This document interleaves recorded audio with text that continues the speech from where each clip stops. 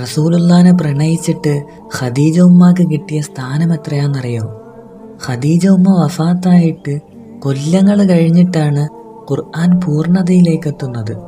അപ്പോൾ ഖത്മ് തീർക്കൽ ഖദീജ ഉമ്മൻ്റെ കാലത്തില്ല, നോമ്പില്ല, ബദർ യുദ്ധമില്ല, ഇന്ന് നമ്മൾ കാണുന്ന വ്യവസ്ഥാപിതമായ സക്കാത്ത് ഖദീജ ഉമ്മൻ്റെ കാലത്തില്ല. റസൂലുള്ളാനോടുള്ള പ്രേമം കൊണ്ട് ഖദീജ ഉമ്മ അലിഞ്ഞുപോയി. എന്നിട്ട് ജിബ്രീൽ അലൈഹിസ്സലാം വന്നു റസൂലുള്ളാൻ്റെ അടുത്ത്. എന്തിനാണെന്നറിയോ? ഖുർആനായത്ത് കൊണ്ടുവന്നതല്ല.